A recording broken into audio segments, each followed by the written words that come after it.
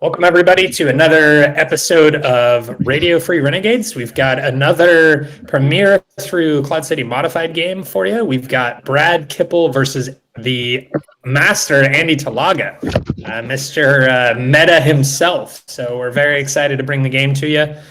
We're going to record live here as we watch, and then this will be posted in the various platforms wherever you get your Star Wars CCG content. So we're excited to see these two heavyweights go round for round and see what kind of stuff they play. So I'm super excited to watch this myself. We've got two esteemed fellow panelists with me, myself, and I. We have Large Porg Tommy. I'll let you introduce yourself, and I'll kick it over to Ben. Hi everyone, Large Porg here. I'm the proof that porgs are not flightless birds. And happy to be here. I'm going to be streaming andytalaga's game, helping with the technology. Thanks for having me, guys. Absolutely. Ben, you want to do your little intro? Yep. Hi, I'm Ben Kenobi, Ben Lindstrom, the B-Wing guy. Renegade B, I think. We're kind of starting to come up with some intro names for each other. So yeah. We'll get more into that later. Yeah. All right. It looks like they're just kicking off here, so we're excited to get rolling. All right, we're gonna cruise in the lobby. Sweet. All right, we're in. I'm like super excited to see what these guys are playing. I watched the game earlier today with some interesting dark side tech, so let's see how this goes. So with the kind of standard Hoth start, what is that, fourth marker, fifth marker, whatever one? The good one? Yeah, we get the fifth marker. Fifth marker. Oh, in the cave, right from hands. Nice. Getting some activation early. So Andy's playing light. Oh, wow, lots of activation. And we all know Andy hates light side. Can't say I blame him. And then, so yeah, Andy starting Dagobah, which pulls some sites, kind of the earliest form of pulling stuff. And then looks like Brad just draws in a hand. So okay. One nice thing about wait. No, Brad's dark side. Okay. Yeah, so Andy's light, Brad's dark. One nice thing about Dagobah that I think is maybe a little underappreciated as a start is that you're going to have an opportunity to look in your reserve deck later game pretty easily, which there's not a lot of shots at in this format. So I think there's some utility benefit from the Dagobah start from that perspective. Mm-hmm. Yeah, that's great. The ability to look in the reserve deck and use that wisely, and Lightside's going to have that opportunity every turn. That's what separates the amateurs from the professionals. I still consider myself very much in the amateur camp. All right. So Brad coming down aggressively to the, what do we just call it, the fifth marker? Yeah. With an Ozzel and Blizzard too. And Presence of the Force. So threatening a drain of 3 next turn. Yep, right off the bat. Well, we saw this in a similar game that we streamed, or was it last night or something? The AT-AT sitting there on Hoth all game, just picking away, and now looking at a drain of 3. Wow. Mm-hmm. Yeah, nice start for dark side. So Lightside's going to have some answers to that, I think. Oh, there it is. There's the answer. So he's going to cancel Presence of the Force right away, knock that drain down. All right. So one thing to think about for Lightside now, though, with using your Clash of Sabers, you do not have, assuming not knowing how many he's running, that may be your one shot to pull for Uncontrollable Fury. So maybe limiting his options later game when Vader sees the table, but can't fault him for knocking the drain down. Or clashing Vader in a battle with Vader and Tarkin or somebody else, yeah. But I think you have to do it. It's turn 2. You can't take that drain of that additional 1 force if you don't have an answer in hand, So. Yeah, and I'd be curious your boys' perspective. I mean, obviously draw is heavily dependent. However, in this format, are you feeling that light side or dark side has an opportunity to get rolling faster? Because I have my own opinions. What do you think? I mean, pulling sites from Dagobah takes time. Yeah. It decreases the uncertainty. For sure. Right. But it does take time. Yep. So dark side going down again with another walker. Maybe some protection. That's interesting. I guess it gives more power there, but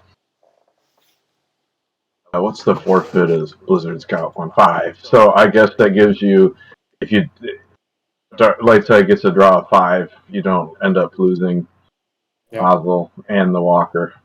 Yeah. So Andy looked like more of a calm and collected approach, using the control to block the first drain on Darkside's turn, setting up his activation platform, got Savrip out.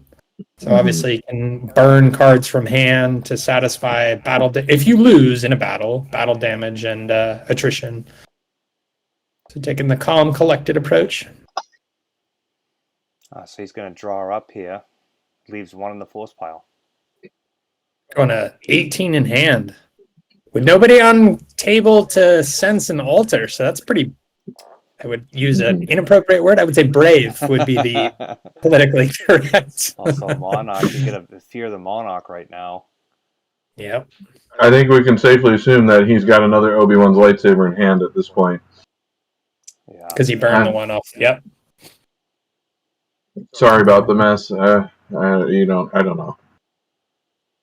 Might have another in hand. Yeah, maybe not. What I play. I guess we streamed my game, so everybody knows what I play at. I think light side and dark side with so many spies running around, it's obligatory at more than one, I would argue. Yeah, after what we saw with Premier de Hoth and how many spies there were. For sure. Yeah, absolutely. I have to say, I still haven't played any games yet. I've got my dark side deck built up for my game with Teacher on Saturday. I need to do some play testing and see if it's going to work. Oh, look at that. Andy plays Grimtash. Does he play it lost? Look at that. Okay. Yeah. It's too small for me to... Trade him, the guy that lets you go after undercover spies, and wow. 3 Vaders, 2 Vaders lightsaber, 2 controls. Oh 3 I have you now. I mean, that's like a drain of what, 10 cards? Oh my god! Wow. That's 10 cards. 10 cards. Wow. Flips the table. Oh my god! All right, I'm done with this silly game that we all play. Wow.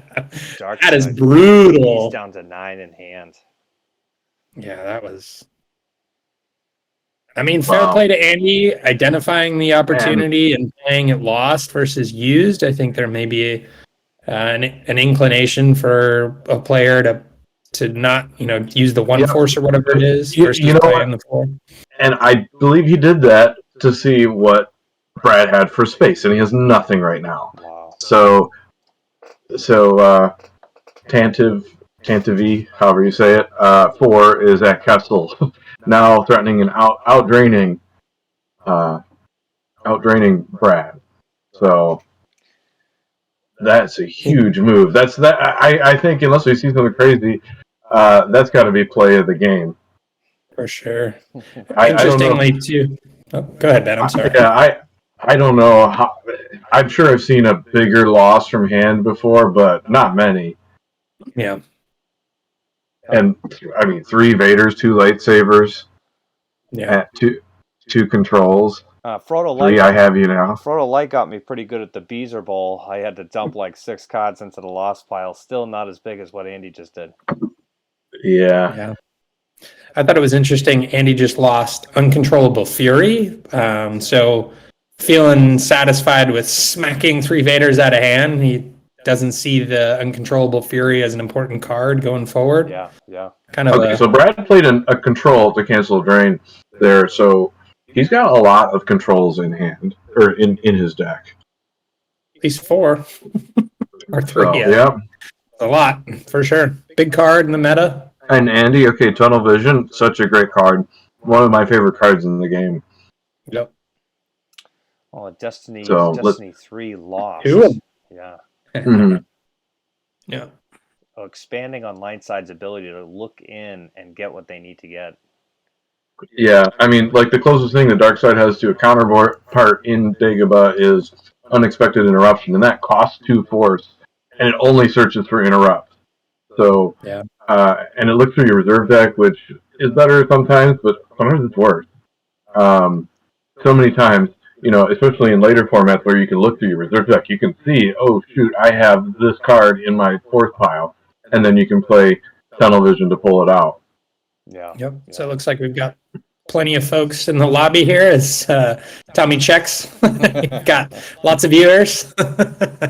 Folks interested what the rest of the field is playing. Can't say I. So we've got names. SW trumpet guy, or is that Southwest trumpet guy and teacher? Yeah.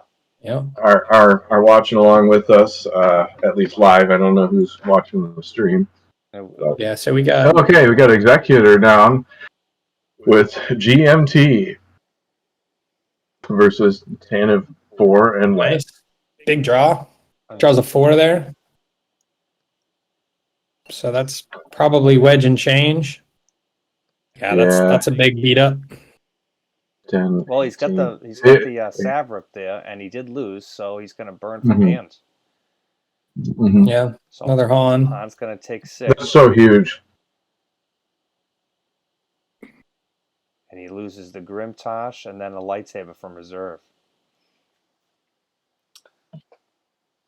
So Impressive. Darkside coming in hot to Kessel to take that pressure off on the drain. And one other thing I want to point out here, Bkippel obviously takes great pride in his cards. You're seeing every card Darkside put down, except for maybe Reactor. Foil. It's a nice foiled, yeah. So, and that's something you can do on GIMP. If you're going to use GIMP for the first time, go into the merchant, sell your normal copies to get a foil copy of your card. Merchant's located right on the top of the GIMP lobby there. You can click in, buy packs, foil cards. It's a lot of fun. Okay, Redemption. I imagine we're going to see a Bacta tank at some point. Redemption, not a card I'm used to seeing from Cloud City. Yeah, works very well with back to tank, obviously. Interesting to me that so much of this is now centered in space. Two great players, great deck builders, fantastic in the format. Interesting that we're seeing such a fight over systems with very little going on the ground. That to me is a surprising thing. Yeah, and now with Lost Files, 15 light side to 14 dark side, we see the Executor move away from the Super Falcon. Yep, so Andy being up in power and with the double destiny. Obviously, Executor is immune to basically everything from an attrition perspective, but if light side's equal in power, it forces dark side to peel if the power differential favors light side. So moving away, feeling a little afraid of Tantive and the Falcon. Wow. There's another GMT and Evader, both from hand. You are beaten off the top of the reserve deck. So he's running 3 of those. At least that I've seen, right? Because he peeled 2 from the Grimtosh, and then that's the 3rd one. Wow. So it looks like Darkside was trying to fight on the ground. Lightside not giving him any opportunity. This must be all part of Andy's strategy here. Always. There we go. Guys, What we want to see. I would assume he's going to bounce over to the left and force Andy to spread, Brad to spread would be my thought for drain of 4 at the suspecting no ice storms or having the controls to stop them. Oh, 3 cards in hand on the light side. Look at this. Battle. He goes. That's a surprise to me. I guess he's got Savrit. Maybe he's got stuff in hand to burn. That's it. 3 cards. Yeah. They better be good. Yeah. It's like another copy of Ben, maybe. There's your back to tank. Okay, so that's going to that's going to the ATST. Yeah. And he 3. he avoids it. He's going to lose 4. So if he's got Man, that's and Mentilian Savrip. There we go. Oh, kills a Luke. Interesting. Wow. And then, so he knocks that out. Well, not peels. It was from hand. Sorry. He burns a Luke from hand. Thank you. Yeah. I expect to see him move over here now. With the Obi-Wan. Me too. Yeah. Okay. Interesting to me that Brad burns the pilot there. Is he drawing Destiny with the 2 walkers? Or is he just not concerned? Yeah, he probably expected him to move. Wait. Well, he's got 15 cards in hand. When he played Grimtosh used this time, he doesn't have the force to play it loft. Wow. Knocks Brad's hand down again. So no Destiny draw over at the 3rd marker for Darkside. Doesn't look like, don't expect there to be another fight, but we'll see. Super Falcon chasing down the Executor over to Kashyyyk.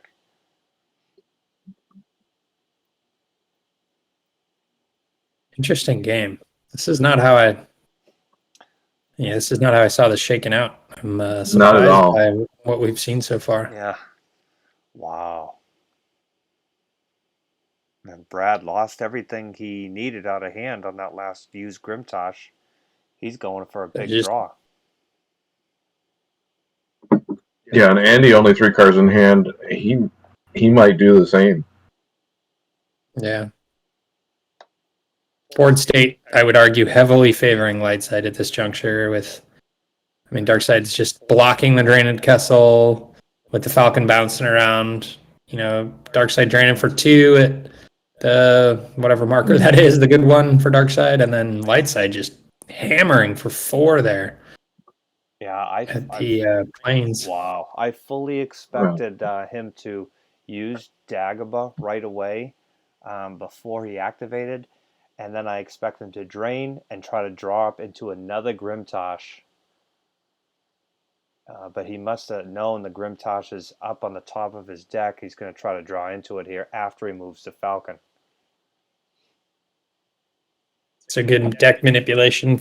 It's kind of a example of an advanced player strategy, knowing where your cards are after they go used, kind of tracking them through your deck. Andy-Talaga, one of the more advanced people in the Retro League this year.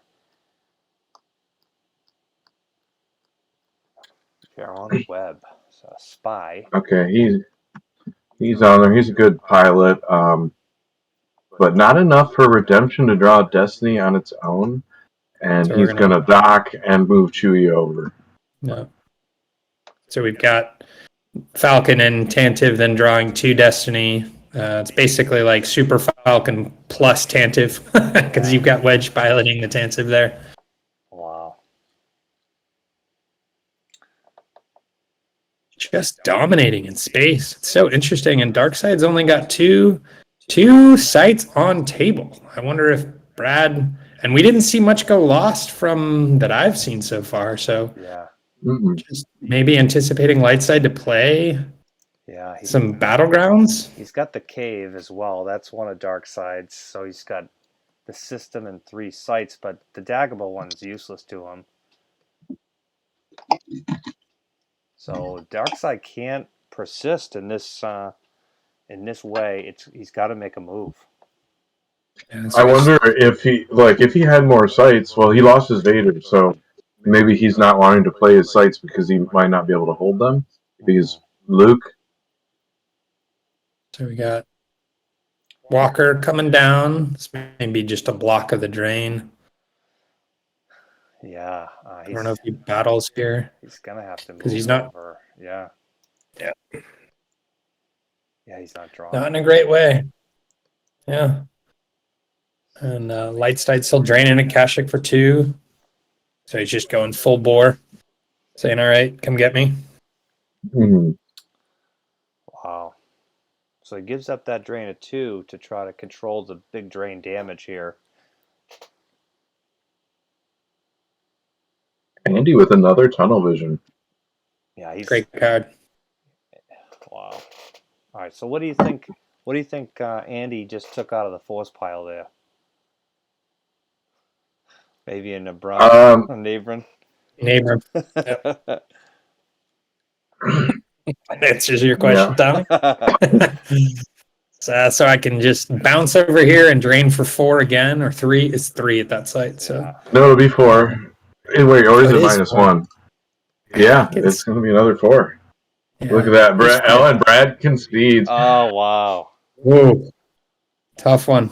Yeah, he might not have had no answers for that at all. Yeah. Yeah, just over.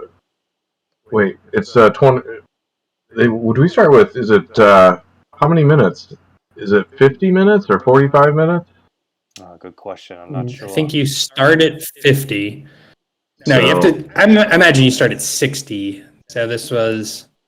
That doesn't feel right, though. I think it was 50 minutes a player, so just over 20 minutes. Yeah. Wow. Just absolute domination. I think that the play of the game for me was that Grimtash lost with the big hand for Darkside. That took Vader out of the picture. And I imagine Brad maybe he had one more Vader and he was just digging for it. Well, we'll find out when we talk to them.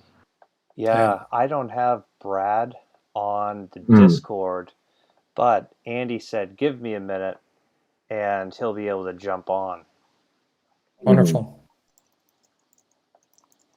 So, yeah, I think surprising to me with so much space from both sides. I would be curious to ask Brad if his plan with all those I have you nows was maybe GMT and Vader in space, and I have you now canceling a Destiny and then adding some with what he was planned. But he just plays the Executor, which in my mind is I put this at a system and this is my land and that's that. Just felt like Andy was able to get his deck to do what he wanted it to do, and Brad was just kind of behind the 8 ball the rest of the game after the Grimtash. Yeah. Okay, so Andy, waiting on Andy here to join us. Yeah, you said the play of the game was the lost Grimtash, definitely knocking 10 cards right out. What did you say, Misha, for yours? Oh, the same you said. Yeah, that was my call. I think, Ben, what was your play of the game? Yeah, that was it. I called it at the time it was played. Yeah. So, definitely. Pretty hard to argue with that not being game-changing for Lightside. Yeah. And then, I mean, Mantelian Savrip was huge here, too. Letting Andy soak up the damage in battles against Executor. While he was, shuffling back and forth with just 2 systems. I mean, this game has only 3 battlegrounds in it. That's it. Yeah, 2 of which are in space, which is surprising to me. You'd expect far more battleground sites than battleground systems, and in this case, it's the reverse. Right. Yeah. Yeah, I don't know what do you think Darkside could have done in that situation? Like at what point? Before the Grimtash? Yeah, it's really hard to know. Or after the Grimtash? Yeah, it's hard to know without knowing what he had in his deck. We never got to see other than Andy. What's up, Andy? How you doing, man? Hey. What's going on? Don't worry, we've all got bad hair. I'm wearing a hat because my hair is not worth having on stream. So yeah, my hair is disappearing. So. Fair enough. So really, only Porg is the clean cut, all put together guy with a button down shirt. Absolutely. Yeah, we could only all be as great as Porg. We don't hold back here on Renegade Squadron. Welcome to the show. So we just got to see your game against Bkippel here. How'd you feel about the game? I got super lucky. My opening hand was god awful. I had basically nothing. Every card in my opening hand was a blank. And I was like, I gotta get something good here. So when I searched for Yoda's Hut on turn 1, every card that I activated was a blank. And I was like, all right, I just lose this game. There's no way I could possibly win this game. especially when he went like location on like turn 1 and then followed it up with like a walker, and I was just like, Yeah. There's literally nothing I can do against this. Like, I'm so screwed. The only thing that saved me was I had so in my hand, I can't say they were all blanks, but they were basically all blanks, right? I had Captain Han, or I drew into Captain Han and Falcon, and then I drew into Redemption and Tantive. So I'm like, if I can find Kessel, maybe I can piece something together here. So on like turn 3, I drew up to like 18 cards or something, right? Mm-hmm. Drawing into one of my Grimtash, because so I play tested against Walker Garrison style decks a bunch.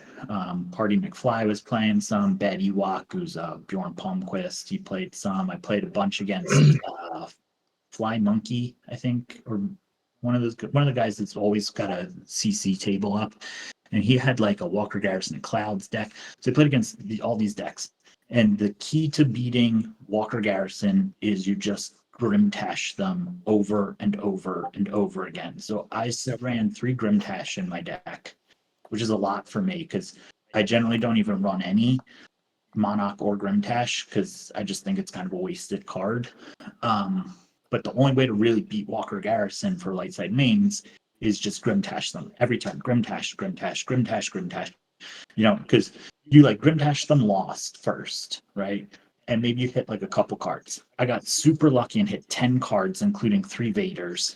Yeah. That was the reason I won that game. There's no other reason huge. that I won that game. Yeah, for we were talking, that was the play of the game by far. Yeah, That's what without won that question. game, basically. Well, there's two things that won that game, but that was basically it. So normally you like Grimtash them and hope to get like a couple cards. And then they're like, well, they can't possibly have another Grimtash, right? So then they draw up this hand to like 15 or 16 cards. Then you Grimtash them use back down to 8. So then they have to draw up a bunch of cards again. Then you Grimtash them loss. Then you activate back into your Grimtash tunnel vision for it, and you just try to play Grimtash 4 times in a row. And it just ends the game. That's how you beat the Walker Garrison deck. But like, and Brad played Walker Garrison all through Premier through Hoth. So I was like, maybe he's gonna be on a Walker Garrison deck. And he started Ice Plains, so I was like, all right. And then he's got like third marker, and he was actually more on like a traditional mains and toys style dark side deck, but he wasn't playing any sack. But I don't think we ever. I didn't see any peel or played. Yeah. So I threw all mine away to 4 strains and stuff. But like, so like I Grimtashed him. So I drew up to like 18 cards. But then that forced him to draw up to like 19 cards to look for his own Monarch to Monarch me. But he didn't find it. So that was like the lucky thing, so that I could Grimtash him, hit 10 cards out of his hand. And then I saw the last card that I drew, which was like card 18, was Kessel, right? And so like my only out is to basically go Kessel and ship. And I saw that when the Grimtash, he had no ships, so I could just leave Tantive there by itself for a turn. I noticed that. Out, and I've got now that I drew into like 15 or 16 cards, I've got like several mains. So my thing is like I'm just going to ignore the third marker for a little bit, try to set up in space. So then he played Kashek, and I was like, I'm so saved because I can take over space. Like, I've got Captain Han and the Falcon and Chewie and Wedge in my hand and Calfal and like Redemption. So I'm going to just basically take over space no matter what he does. And then, he saved for a turn. I got in a huge drain. And then like he plays Executor and Tarkin, which like I'm not really going to beat. I don't have any 6s in my deck. I don't think I have any 6s in my deck. So I'm never going to crack the immunity to it.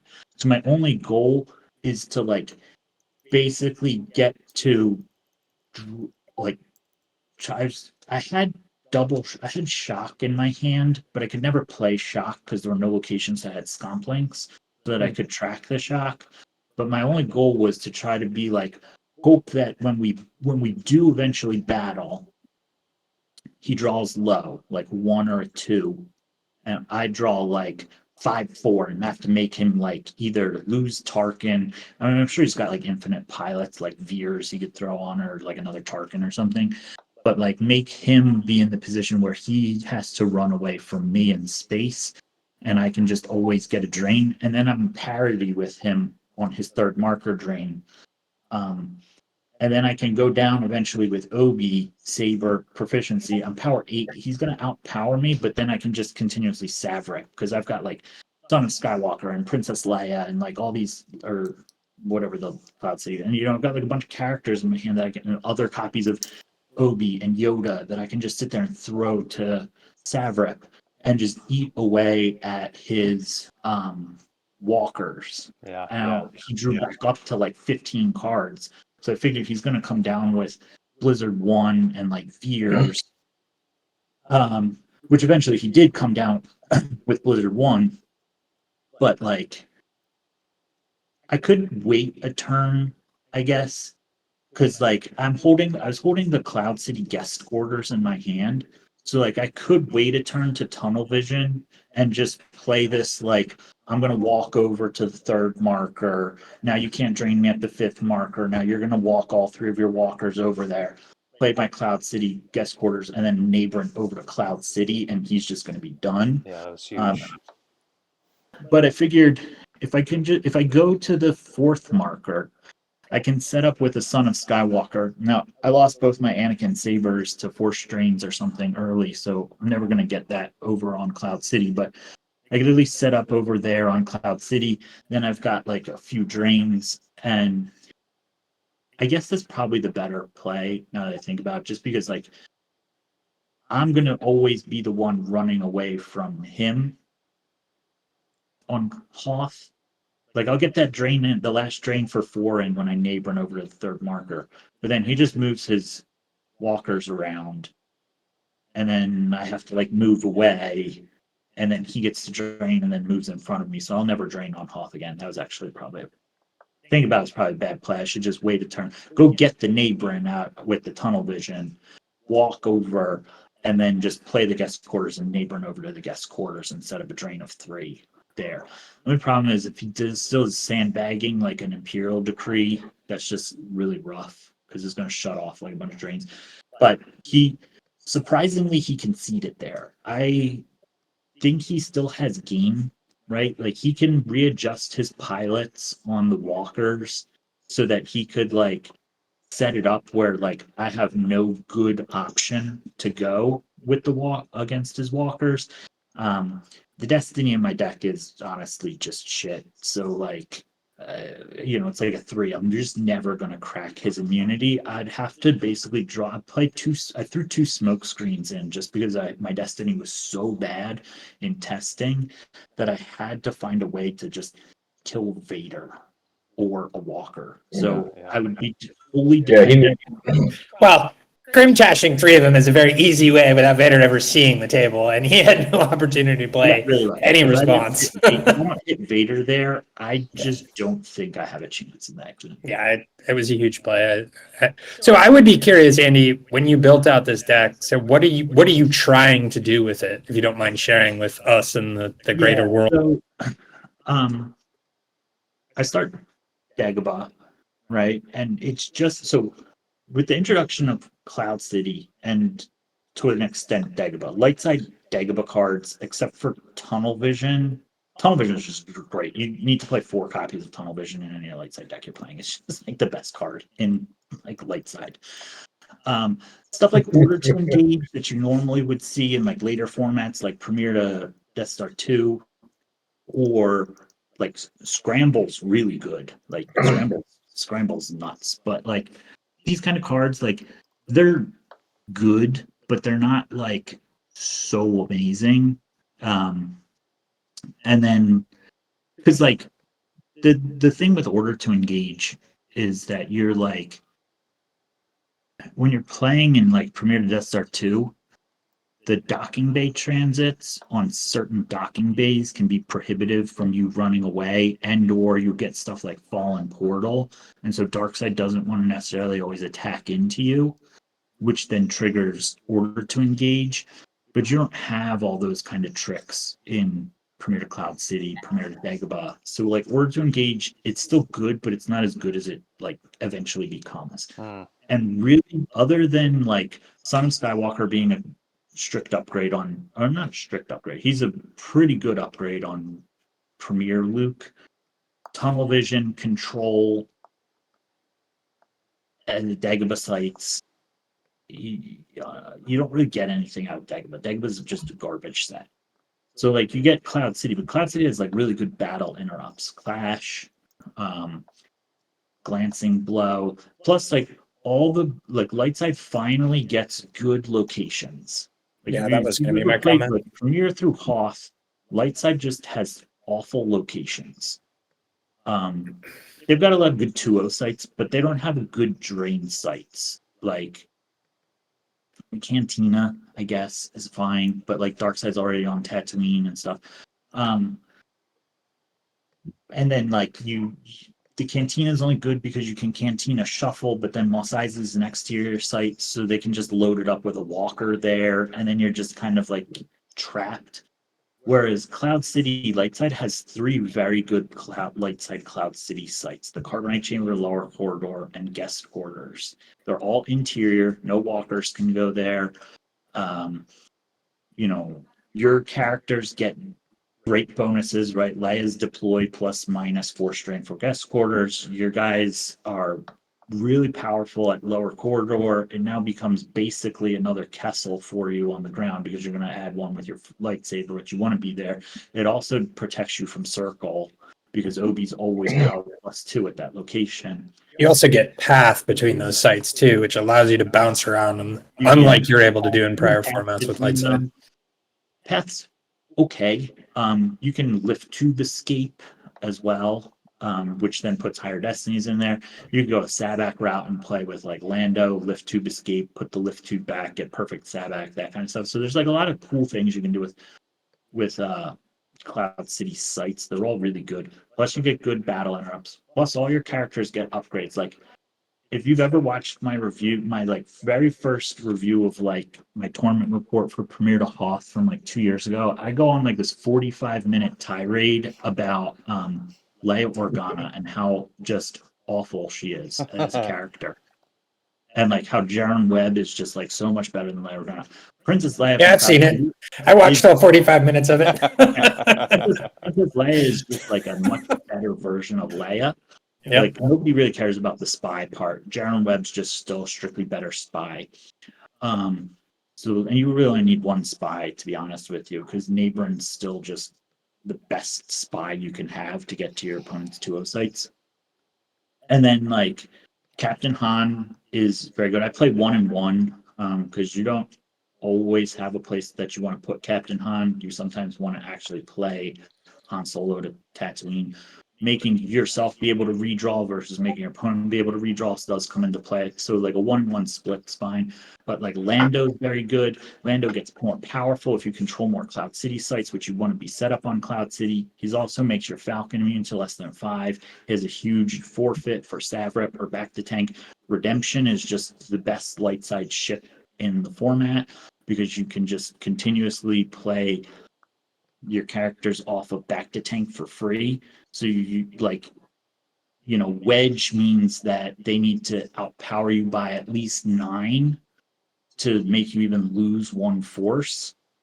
And then you just play it for free again the next turn. So like they have to outpower you by so much. And by that point, you're just setting up Savrep and KFC and it's over in space. Like Darkseid can't beat Savrep, KFC, Redemption, back to tank. So what's your deck trying to do, Andy? With all that said, what were you building to? What was your win strategies? Drain at the Lower Corridor. That's it. Which you didn't even do, and still won. But you get a better activation platform, right? You get Dagobah, right? Yep. I don't love Dagobah because you give Darkseid 2 force to start with. Totally. But you do get to pull out all of your sites, which means that you lessen the number of zeros that you have floating. And I don't play Training Ground because I don't want to give Darkseid another force, but I play the other 4 sites. And that between all of that, that gives you what's that, 7 force, plus you can play Yoda at the hut, or move Yoda over to the Dagobah cave and shut off Darkseid's activation there, which is basically just as good. And then after that, I play I don't play Carbonite Chamber because I don't like 1/1 drain +1 sites in general, but it's not bad. But I play Guest Quarters and I play Lower Corridor and Kessel.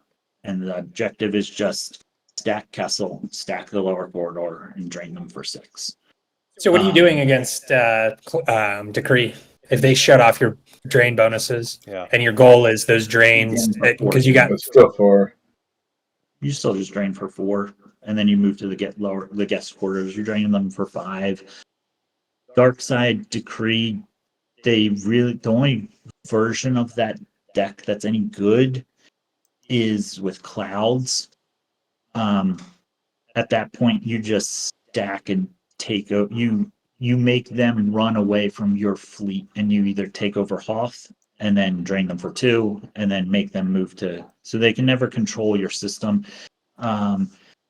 Or you can Falcon into Clouds. It's a little bit dangerous because your Falcon's power -2, and they can Talon roll. So you have to, that's against the Clouds version, you have to hold all your senses. You can't lose sense. You're just going to throw away 2 force every time to there is no try if you need to, but it's usually worth it because you need to cancel Talon roll and you need to cancel Walker Garrison.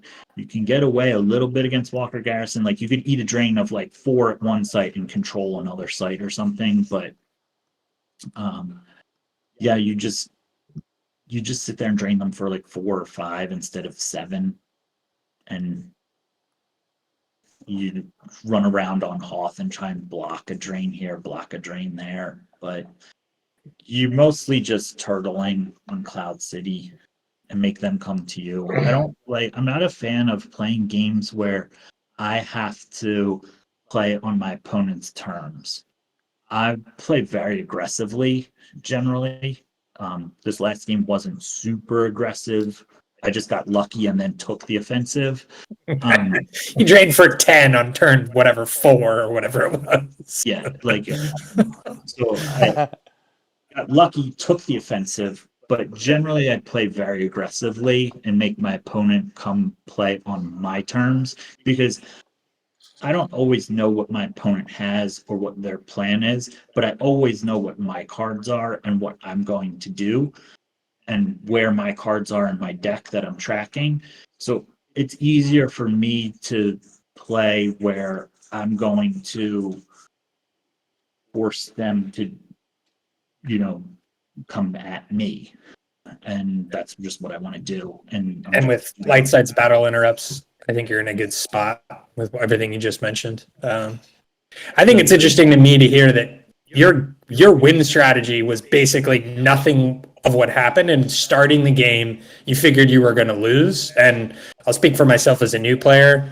Those are the games that I may hit the concede button way too soon. Yeah. And, this is a game, for those that are new to it, it's a game of many, many turns, and what seems like an unwinnable game early on, you may hurt in the beginning of the game, and by the end, you may pull it out and still win. Right. I still think Brad conceded. I don't know what he had in his hand because he reactor terminaled like 5 times, but I don't know what. I don't think that I was in a losing, or I don't think he was in such a losing position there to concede that game. Like, yeah, he had. I want to say maybe he had like 20-ish cards left. Yeah, he got 14 in the reserve deck and 10 cards in hand when he conceded. So he has 24 cards. I'm going to drain him for 6. That puts him down to 18 cards. I think I had about 20. I was close. under. So, like, yeah, he's not going to. But then I'm just in this cat and mouse game on Hoth with his walkers. Yeah, he's not going to drain me that next turn. And I'm going to move the Falcon back in front of Executor. So then he's going to move. I'll get in a drain of 3. I'm going to set up on Guest Quarters. So I'm going to have like a drain of 4 going. Like, yeah, it's not like super great for him, but I'm not in exactly a winning position. Yeah, I can now track my neighborin and get away from his walkers, but if he just splits his walkers, I mean, Obi can only do so much, and I assume he's going to still have something. Like, yeah, he doesn't have a Vader. I don't know, unless his hand is like 10 red cards that aren't going to do crap. Like, I don't think I concede there. With 7 more I have you now after losing those 3 ratings. Yeah. I mean, we'll never know, but for me, the takeaway is like, play out the game, especially for Brad.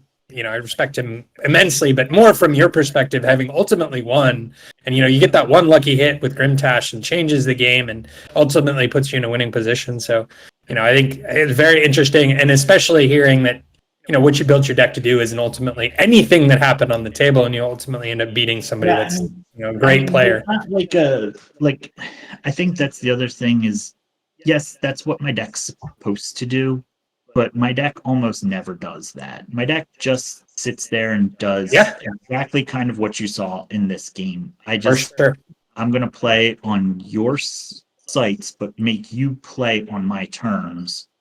And we're just going to battle. And so, like, the other thing is the worst thing you can do in retro formats is battle. Battling is the worst possible thing you can do. Why do we play this game then, man? It just opens you up to losing the game. They should have called it Right? Star Peace, not Star Wars. Just so Star Drain. Yeah, Star Drain, yeah. Star Drain. You have no control. I couldn't agree more. When I did my original Hoth analysis, there were 3 things that you need to do in a game, and if you're doing 2 of those 3 things, you're going to win that game. It's probably slightly modified now with our Premier Cloud City, but those 3 things are: you do not want to draw destinies, you do not want to battle, and you have to win the sack war. Right. So if you lose the sack war, but you're not drawing destinies and you're not battling, but just force straining, you're probably going to win that game.